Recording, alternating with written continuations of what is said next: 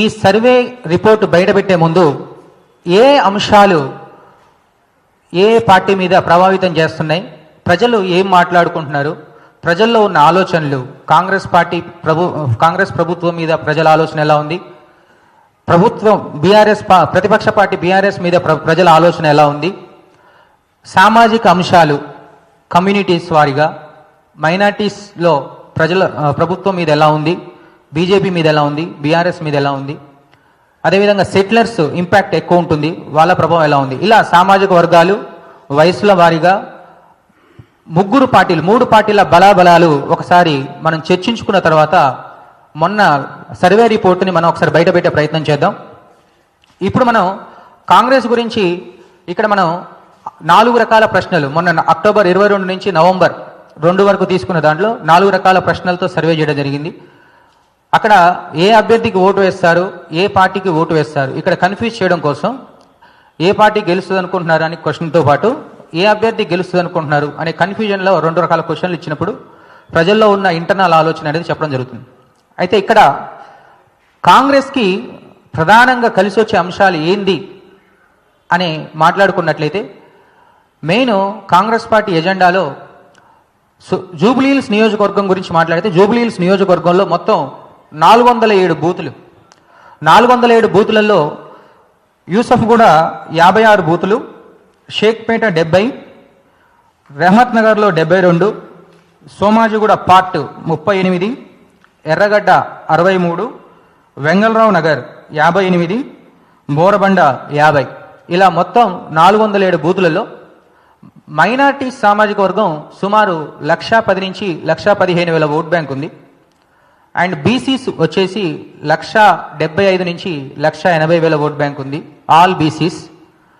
తర్వాత settlers community 40,000 vote bank వాళ్ళది ఉంది, కమ్మ సామాజిక వర్గం. అదేవిధంగా క్రిస్టియన్స్ వారొక 30,000 ఓట్ బ్యాంక్ ఉంది. ఆల్ టుగెదర్ 4 లక్షల చిల్లర ఓట్ బ్యాంకు జూబ్లీహిల్స్ నియోజకవర్గంలో మనం గమనించడం జరిగింది.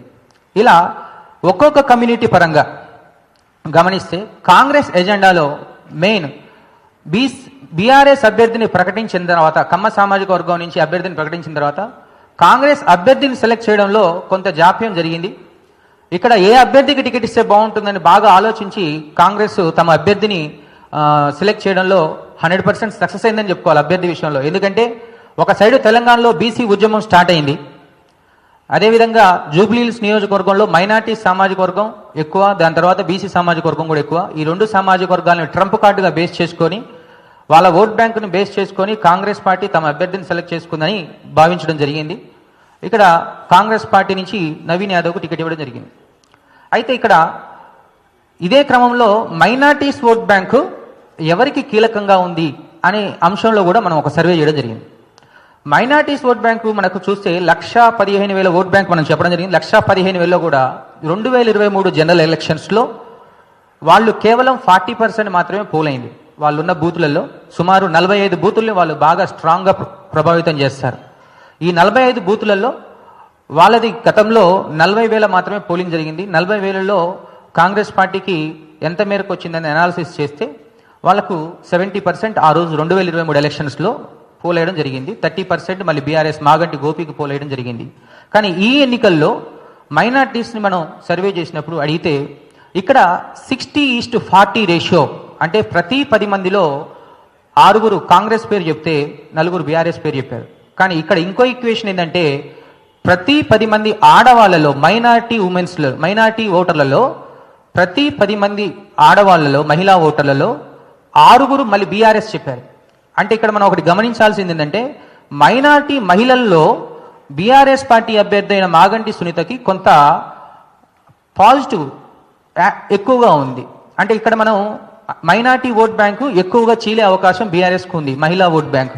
అంటే ఈ రకంగా కంపేర్ చేసినప్పుడు ఇది రేపు పొద్దున 60-40 కాస్త 55-45 అవకాశం ఎక్కువగా కనపడుతుంది. ఎందుకంటే పోలింగ్ ఇంకా 4-5 రోజులు ఉంది కాబట్టి ఈ 4-5 రోజుల్లో క్యాంపెయినింగ్ ప్రభావం ఉంటుంది కాబట్టి రోజుకి అంటే సెప్టెంబర్లో చేసిన సర్వేకి 11% ఉంటే అక్టోబర్లో చూసినప్పుడు కొంచెం డిఫరెంట్గా వచ్చింది. కాబట్టి బీఆర్ఎస్ యొక్క క్యాంపెయిన్ కానీ కాంగ్రెస్ క్యాంపెయిన్ ఈ 2 క్యాంపెయిన్లు ప్రభావం ఉంటుంది. కాబట్టి రాబోయే రోజుల్లో ఈ 60-40 మైనార్టీ రేషియో 55-45 అయ్యే అవకాశాలు అయితే క్లియర్గా కనపడుతూ ఉన్నాయి మరి ఇప్పటివరకు.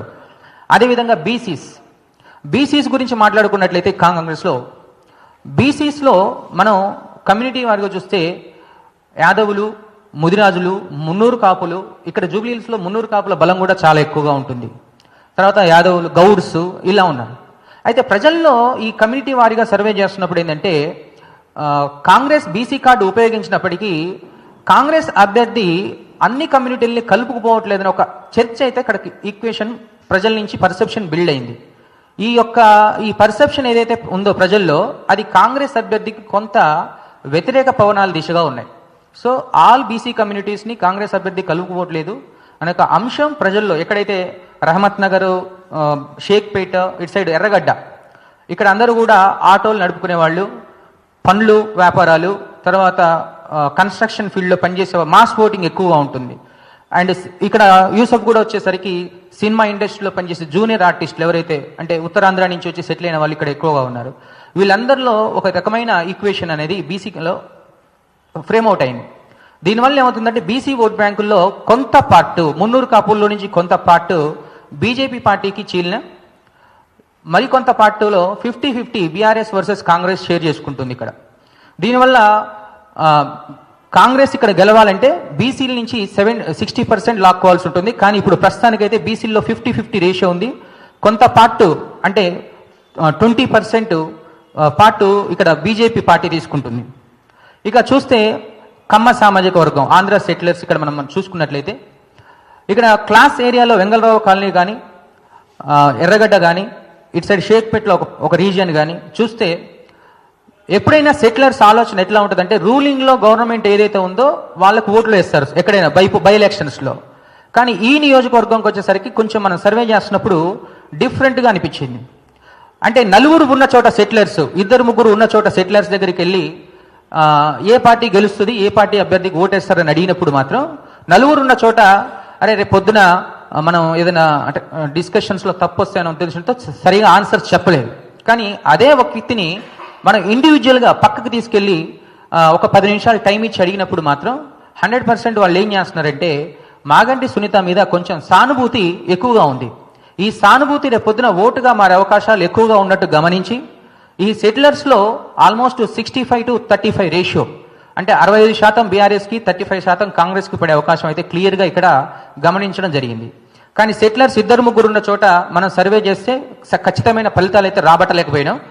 2-3 ఉన్న చోట రాలేము. కానీ ఇండివిజువల్గా పిలిచి మాట్లాడినప్పుడు మాత్రం వాళ్ళ మనసులో మాటను గమనించి అక్కడ మనం ఆన్సర్ తీసుకోవడం జరిగింది.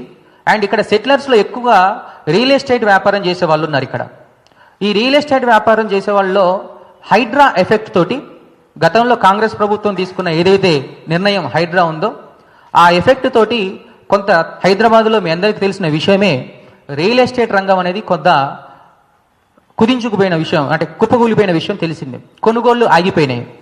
కొనుగోళ్లు ఆగిపోవడంతో పాటు దీనితో అనుసంధానమైన 18 రకాల వ్యాపారాలు ఏదైతే రియల్ ఎస్టేట్తో అనుసంధానమైనవి, ఇసుక కావచ్చు, సిమెంట్ కావచ్చు, ఐరన్ కావచ్చు, కూలి పనులు కావచ్చు, ఇలా డిఫరెంట్ సెక్టర్స్ 18 రకాల వ్యాపారాల్లో 30% వ్యాపారాలు పడిపోయినాయి.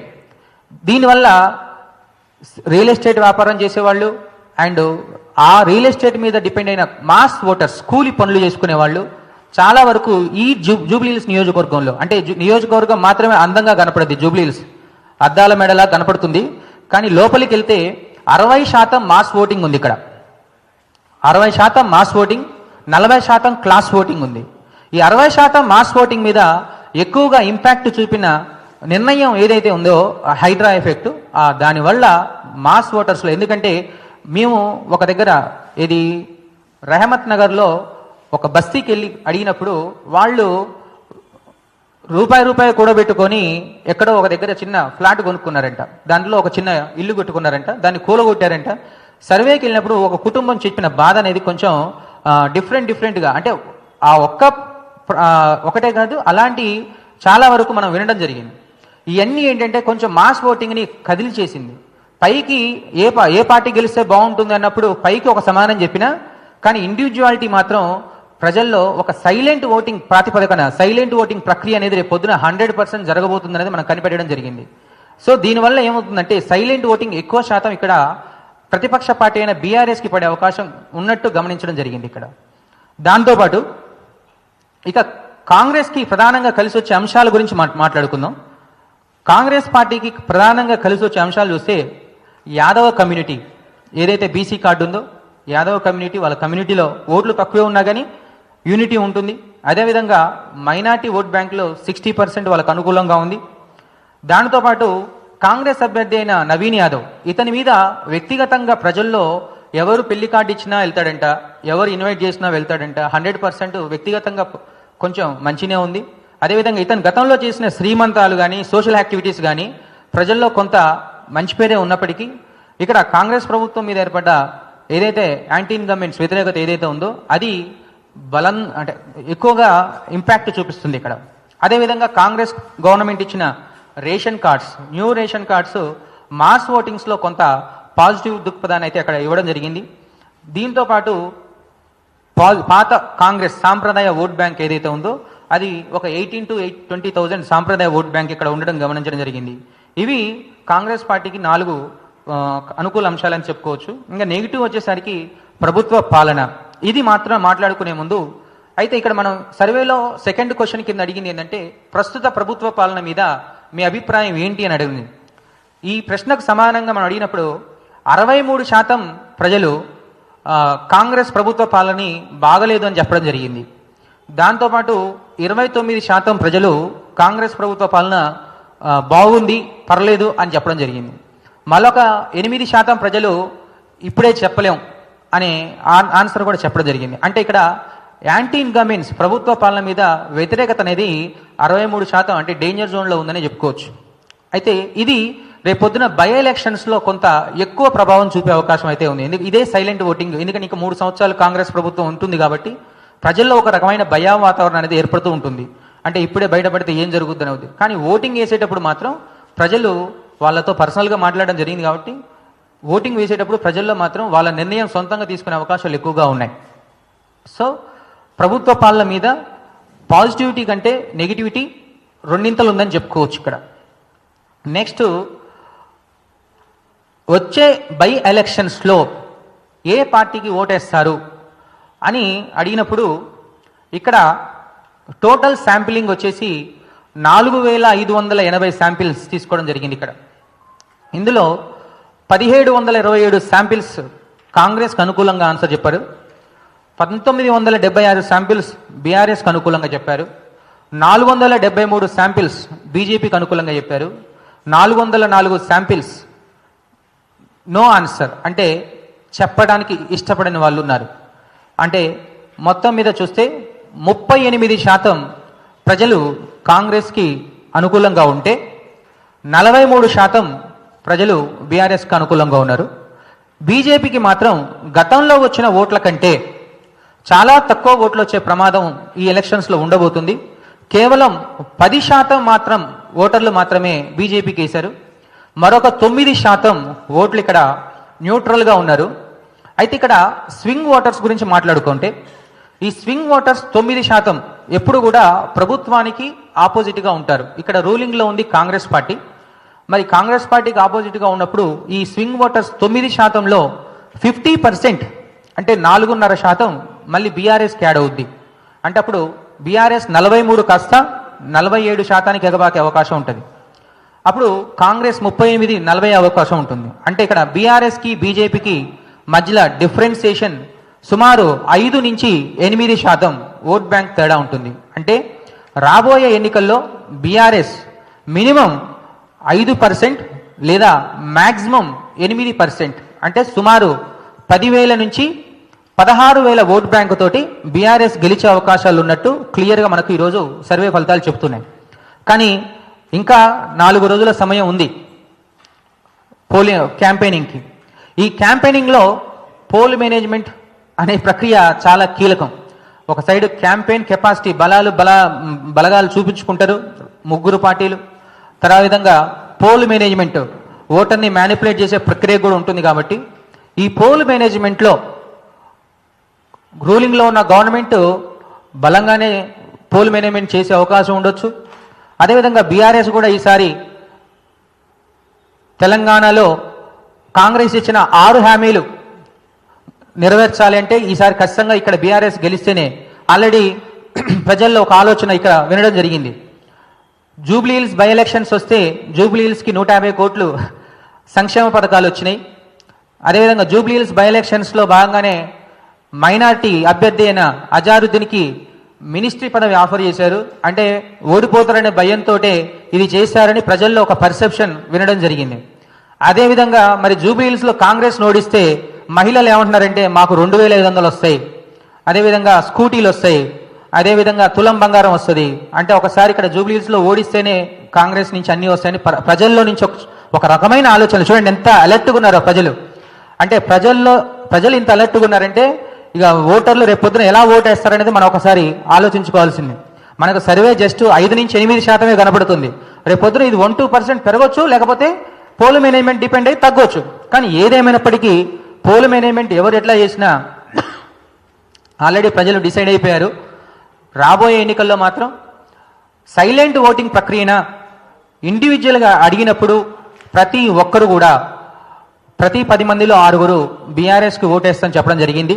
సో ఇవన్నీ అనాలిసిస్లు మనం ముందు పెట్టుకుంటే సుమారు 5 నుంచి అంటే మినిమం 5% నుంచి మ్యాక్సిమం 8% వరకు అంటే 5 నుంచి 8% మధ్యలో ఏదైనా అంటే 10,000 నుంచి 16,000 వరకు రావచ్చనే అవకాశం క్లియర్గా ఉంది. ఒకవేళ పోలింగ్ పర్సంటేజ్ కిందటిసారి కంటే పెరిగితే అంటే 50% కంటే పెరిగిందనుకోండి, ఇక్కడ పోలింగ్ పర్సంటేజ్ పెరిగితే కాంగ్రెస్కి కొంచెం కలిసి వచ్చే అవకాశం. ఎందుకంటే మైనార్టీస్ ఎక్కువ శాతం పోలింగ్కు రారు ఎక్కడ కూడా. లాస్ట్ ఎలక్షన్స్లో చెప్పా కదా, 1,00,000 ఓట్లు ఉన్న కాడ 40,000 ఓటారు. వాళ్ళు పోలింగ్ పర్సంటేజ్ పెంచుకోగలిగితే కాంగ్రెస్కి కొంత కలిసి వచ్చే అవకాశం అయితే ఉంది. కానీ మా అనాలిసిస్ ప్రకారం పోలింగ్ పర్సంటేజ్ పోయినసారి 1,80,000 ఓటింగ్ పోల్ అయింది. ఈసారి 2 లక్షల వరకు పోల్ అవుద్దని అంచనాలతోటి మనం రీసెర్చ్ చేయడం జరిగింది. 2 లక్షల కన్నా ఎక్కువ అవుతే 1-2% గ్రాఫ్ తగ్గినా బీఆర్ఎస్ గెలిచే అవకాశం అయితే క్లియర్గా స్పష్టంగా కనపడుతూ ఉంది. దానితో పాటు బీజేపీ పార్టీ గురించి చేస్తే యాక్చువల్గా 2023 జనరల్ ఎలక్షన్స్కి 6 నెలల ముందు బీఆర్ఎస్ అధికారంలో ఉన్నప్పుడు బీజేపీ గవర్నమెంట్ ఫామ్ చేస్తుంది తెలంగాణలో నెక్స్ట్ అని ఒక ఆలోచన అందరిలో వచ్చింది. కానీ కర్ణాటక ఎన్నికల తర్వాత తెలంగాణలో కాంగ్రెస్ ప్రభావం ఒకేసారి ఊపందుకోవడం, పెద్ద పెద్ద లీడర్లు కాంగ్రెస్లో చేరడం, దాని తర్వాత బీజేపీ థర్డ్ పొజిషన్కి రావడం జరిగింది. తెలంగాణలో కాంగ్రెస్ గవర్నమెంట్ ఏర్పడ్డాక బీఆర్ఎస్ పని అయిపోయింది, నెక్స్ట్ బీజేపీ వస్తుంది అన్న ఆలోచన కూడా గవర్నమెంట్ ఏర్పడ్డాక బీజేపీకి మంచి రోజులు వస్తున్నాయి అన్న ఆలోచన ఉంది. కానీ బీజేపీ పార్టీ రోజు రోజుకు తెలంగాణలో ఏదైతే పార్లమెంట్ ఎన్నికల్లో విజయం సాధించిన తర్వాత బీజేపీ పార్టీలో ఉన్న నాయకుల మధ్య కొంత కోఆర్డినేషన్ సరిగా లేకపోవడం వల్ల రూరల్ స్థాయిలో అంటే మండల స్థాయి, నియోజకవర్గ స్థాయిలో క్యాడర్లో కొంచెం బలాలు తగ్గి కొంత ఈక్వేషన్స్ మారినాయి. అదేవిధంగా రీసెంట్గా మనం గమనిస్తే బీజేపీ పార్టీలో వాళ్ళు నియోజకవర్గ స్థాయి నాయకుల్ని, జిల్లా స్థాయి నాయకుల్ని పెట్టుకున్నప్పటికీ బూత్ స్థాయి నాయకుల్ని పెట్టుకోవడంలో కొంచెం ఫెయిల్ అయ్యి రూరల్ ప్రాంతాల్లో బీజేపీ అనేది కొంచెం ఫెయిల్ అయిపోయింది. ఇక సిటీలో గతంలో జిహెచ్ఎంసీ ఎలక్షన్స్లో 48 స్థానాలు గెలిచిన బీజేపీ మరి రేపు ఈ ఎలక్షన్స్ ప్రభావం జిహెచ్ఎంసీ పడే అవకాశం ఉంటుంది. కాబట్టి ఖచ్చితంగా ఈ ఎలక్షన్స్లో బీజేపీ మంచి పొజిషన్లో ఓట్లు తెచ్చుకోవాల్సిన పరిస్థితి ఉంది. కానీ జూబ్లీహిల్స్లో సర్వే చేస్తున్నప్పుడు బీజేపీ థర్డ్ పొజిషన్లో ఉన్నట్లు గమనించడం జరిగింది. ఇక్కడ బీఆర్ఎస్ వర్సెస్ కాంగ్రెస్ ఎన్నికలే జరుగుతున్నాయి. జూబ్లీహిల్స్లో BRS versus Congress versus BJP అనేది ఎన్నికలు ఎక్కడ కూడా ఏ డివిజన్లో కూడా మనం ఎక్కువగా చూడలేదు. ఒక షేక్పేట డివిజన్లో మాత్రం ఒక బస్సు 2-3 బస్సుల్లో ట్రయాంగిల్ ఫైట్ అన్నారు. మిగిలిన అన్ని డివిజన్లలో కూడా బీఆర్ఎస్ వర్సెస్ కాంగ్రెసే ఎన్నికల వాతావరణం ఏర్పడింది. బీజేపీకి గతంలో వచ్చిన ఓట్ల కంటే చాలా తక్కువ ఓట్లు అంటే బిలో 10% ఓట్స్ వచ్చే అవకాశాలు అయితే ఈ ఎన్నికల్లో జరగబోతుంది. ఈ ఎఫెక్ట్ రేపొద్దున జిహెచ్ఎంసీ ఎన్నికల్లో కూడా కాంగ్రెస్ వర్సెస్ బీఆర్ఎస్ ఎన్నికలు అనే వాతావరణం అనేది జరిగే అవకాశాలు ఉంటే క్లియర్ స్పష్టంగా కనపడుతుంది.